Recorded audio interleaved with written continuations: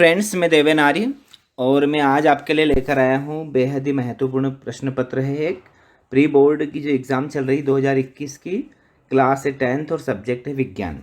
यानी आज के वीडियो में हम कक्षा 10वीं की जो प्री बोर्ड एग्ज़ाम चल रही है उसमें विज्ञान विषय का जो पेपर है उसका पूरा सॉल्यूशन, पूरा हल लेकर आए हैं आपके लिए। तो फटाफट स्टार्ट करते हैं। आप चैनल पर यदि नए हैं तो चैनल को सब्सक्राइब कर दीजिएगा और बेल आइकन को प्रेस कर दीजिएगा ताकि आपको नोटिफिकेशन मिलते रहें और जो भी वीडियो मैं जो है अपलोड करूँगा वो सबसे पहले आप तक पहुंच जाए, है ना। ठीक है, पिछले वीडियो में आपने जो है ना रिस्पॉन्स दिया है उसके लिए thank you very much. Start करते हैं। पहला प्रश्न है, सही विकल्प चुनकर लिखना है। पीएच स्केल की परास क्या होती है? तो पीएच स्केल क्या होता है, जैसे 0 से लेके 14 तक उसमें जो है स्केल पर अंक अंकित होते हैं। 7 से कम यदि पीएच किसी चीज़ का होता है तो वो अम्लीय होती है और 7 से 14 के बीच में यदि होता है तो क्षारीय होती है। ठीक है, 0 से 14। कार्बन की संयोजकता 4 होती है।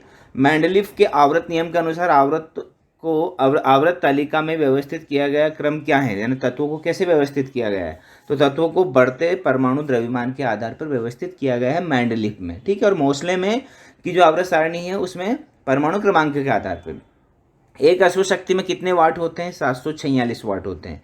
चुंबकीय क्षेत्र रेखाएं होती है, तो चुंबकीय क्षेत्र रेखाएं होती है बंद वक्र की यानी कि एस से एन और एन से एस सिरे की ओर, है ना, हमेशा उसमें चलता ही रहता है। चलिए अगला क्वेश्चन है, आपको क्या करना है, रिक्त स्थान की पूर्ति करनी है। सिरके में अम्ल होता है, तो सिरके में एसिटिक अम्ल होता है। ठीक है, एसिटिक अम्ल हमको भरना है इसमें। ओके, आगे है, गोली दर्पण की फोकस दूरी उसकी वक्रता त्रिज्या की क्या होती है? आधी होती है, आधी। एक आदर्श अमीटर का प्रतिरोध होता है। आदर्श जो अमीटर होता है उसका प्रतिरोध यानी कि उसका जो रिस्पॉन्स होता है वो कितना होता है? 0 होता है। 0 लिखेंगे इसमें हम।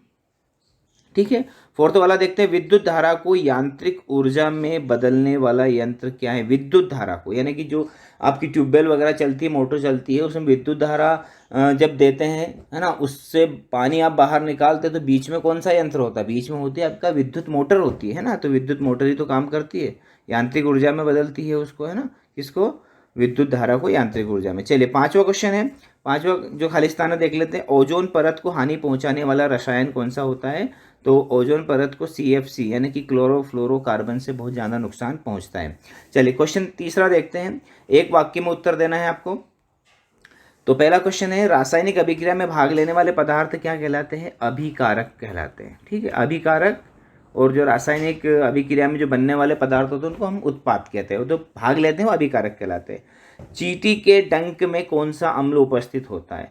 तो हम उसमें बता सकते हैं मेथेनोइक अम्ल होता है। ठीक है, मेथोनाइक अम्ल होता है, या उसे हम फार्मिक अम्ल भी कह सकते हैं। ओके, अनुवांशिकता का जनक किसे कहा जाता है? तो अनुवांशिकता का जनक जो थे वो जॉन ग्रेगर मेंडल थे। कौन थे? John Gregor Mendel. ओके, चलिए आगे बढ़ते हैं। क्वेश्चन आपका 4 है, समतल दर्पण की फोकस दूरी कितनी होती है? तो समतल दर्पण की फोकस दूरी अनंत होती है।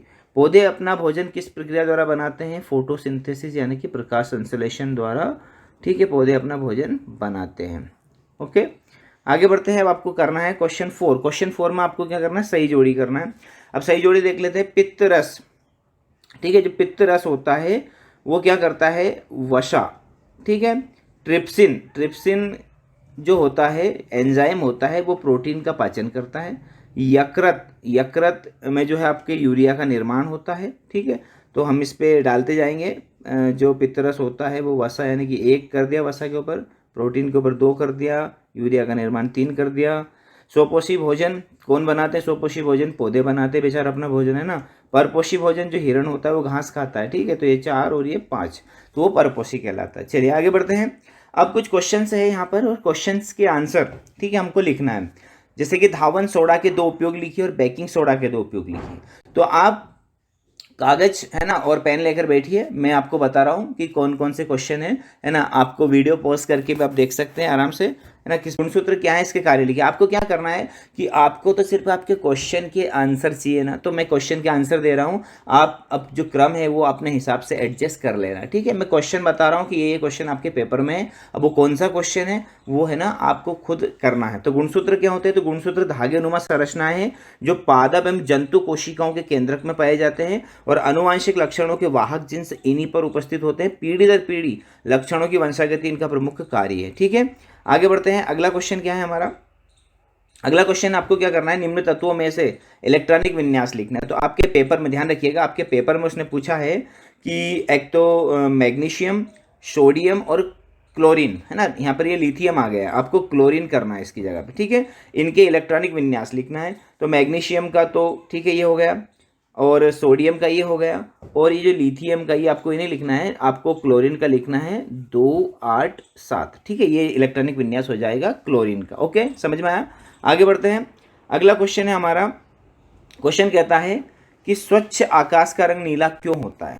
तो जब सूर्य का प्रकाश वायुमंडल से गुजरता है तो वायु के सूक्ष्म कण लाल रंग की अपेक्षा नीले रंग को, है ना, जो तरंग दैर्घ्यता ज्यादा होती है, अधिक प्रबलता से प्रकीर्णन करते हैं, तो प्रकीर्णित हुआ नीला प्रकाश हमारे नेत्रों में प्रवेश करता है अतः आकाश का रंग नीला दिखाई देता है, ठीक है। आगे बढ़ते हैं। अगला प्रश्न है गुणसूत्र वाला ही हमने कर लिया है, ठीक है। इसके आगे चलते हैं।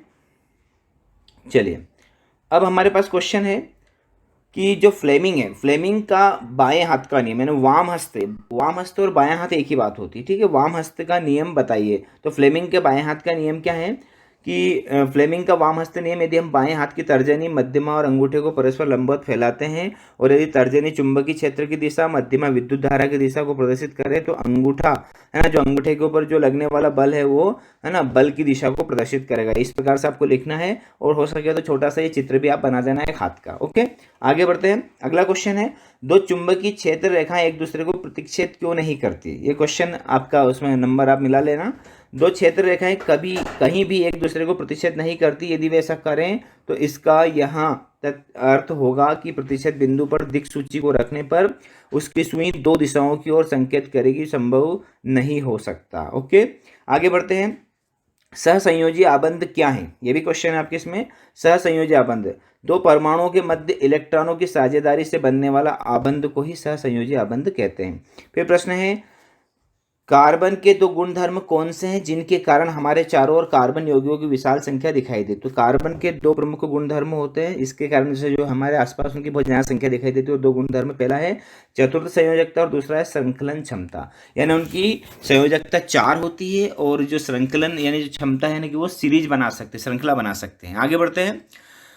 पर्यावरणीय प्रदूषक क्या है, तो ध्यान दीजिएगा, आपको यहाँ पर क्या करना है, जो प्रश्न आपको चाहिए उसी का आंसर लिखना। पर्यावरणीय प्रदूषक क्या है, 3 अजैव निम्नकरणीय प्रदूषकों के नाम लिखिए जो मानव के लिए हानिकारक है। तो जो पदार्थ पर्यावरण को दूषित करते हैं पर्यावरणीय प्रदूषक कहलाते हैं। 3 अजैव निम्नीकरण प्रदूषक है, प्लास्टिक, पॉलीथीन और कृषि रसायन, ठीक है। आगे बढ़ते हैं। किसी चालक का प्रतिरोध, वेरी वेरी इंपॉर्टेंट क्वेश्चन, किसी चालक का प्रतिरोध किन किन कारकों पर निर्भर करता है, समझाइए। तो चालक का प्रतिरोध निम्न कारकों पर निर्भर करता है, चालक की लंबाई पर, ठीक है, और चालक के अनुप्रस्थ काट के क्षेत्रफल पर, चालक के पदार्थ की प्रकृति पे। ओके, आगे बढ़ते हैं। अगला प्रश्न है, फ्यूज वायर क्या है। तो फ्यूज वायर क्या है, विद्युत परिपथ को लघुपतन तथा अधिभारण से बचाने के लिए, यानी हम फ्यूज बांधते हैं ना घर में, उसके बारे में प्रश्न है। तो विद्युत परिपथ को लघुपतन तथा अतिभारण से बचाने के लिए विद्युत तार के साथ उच्च प्रतिरोध और कम गलनांक का तार जोड़ा जाता है, इसे फ्यूज वायर कहते हैं। ओके, आगे बढ़ते हैं। प्रिज्म द्वारा श्वेत प्रकाश के वर्ण विक्षेपण को चित्र द्वारा समझाइए। तो आपको ये चित्र बनाना है, सबसे ऊपर आपको लाल कलर लिखना है, ठीक है, फिर orange, yellow, green, blue, Indigo, है ना, और लास्ट में आपको क्या लिखना है, ब्लू लिखना है। ओके, चलिए आगे बढ़ते हैं। प्रकाश के परावर्तन से आप क्या समझते हैं, इसके नियम लिखिए। तो जब कोई प्रकाश की किरण किसी चमकदार सतह से टकराकर वापस उसी माध्यम में लौट आती है तो इस घटना को प्रकाश का परावर्तन कहते हैं। आपको चित्र बनाना है जिसमें परावर्तन, है ना, किरण है, परावर्तन कोण है, आपतन कोण है और आपतित किरण है। ओके, और पहला नियम है, प्रथम नियम, आपतित किरण, परावर्तित किरण, आपतन बिंदु पर अभिलंब तीनों एक ही तल में होते हैं। और द्वितीय नियम होता है कि आपतन कोण परावर्तन कोण के बराबर होता है, ठीक है। ये थोड़ा सा मिसप्रिंट है, आप लिख लीजिएगा मेरी बात को सुनते हुए, आपतन कोण परावर्तन कोण के बराबर होता है, ठीक है। आगे बढ़ते हैं। अगला प्रश्न है, मेंडल द्वारा प्रयोग के लिए मटर के पौधे का चुनाव क्यों किया था भैया। उसने बटले के जो पौधे होते हैं, मटर के जो पौधे होते हैं, उसी का चुनाव क्यों किया था। तो हमने 5 पॉइंट लिखे। मटर का जो पौधा होता है वार्षिक और अल्पकालिक जीवन चक्र वाला होता है, यह आसानी से सर्वत्र उगाया जा सकता है। मटर का पुष्प द्विलिंगी होता है, ये स्वपरागित भी हो सकता है और मटर के पौधे में अनेक विपर्यायी गुण पाए जाते हैं। वेरी इंपॉर्टेंट क्वेश्चन है अगला, स्वपरागण और परपरागण में अंतर बताइए। तो वीडियो को पॉज करके आप यहाँ पर लिख सकते हैं आराम से, ठीक है, आपके पास में है। अगला प्रश्न है कि ब्रायोफिल्म की पत्तियों द्वारा प्रजनन किस प्रकार होता है, समझाइए। तो जो ब्रायोफिल्म होता है जिसे हम कहते हैं पत्थर चट्टा, है ना, उसको इंग्लिश में ब्रायोफिल्म कहते हैं। इसकी जो पत्तियां होती हैं ना, इनके द्वारा ही प्रजनन हो जाता है। तो आपको इसमें ऐसा चित्र बनाना है और आपको ये आंसर लिखना है, ठीक है। अगला प्रश्न है न्यूलैंड्स के अष्टक नियम की क्या सीमाएं। तो 3 सीमाएं हैं। केवल कैल्शियम तक ही लागू होता है, कुछ असमान तत्वों को एक साथ रख दिया गया है और इसके अनुसार प्रकृति में केवल 56 तत्व विद्यमान है, ठीक है। अगला प्रश्न है वायवीय श्वसन अवायवीय श्वसन में अंतर बताइए। ये भी आपके सामने उपस्थित है, आप वीडियो को पॉज करके लिख सकते हैं। ऑक्सीजन की उपस्थिति में होता है, ये अनुपस्थिति में होता है, ये माइटोकॉन्ड्रिया में होता है, ये कोशिका द्रव्य में होता है।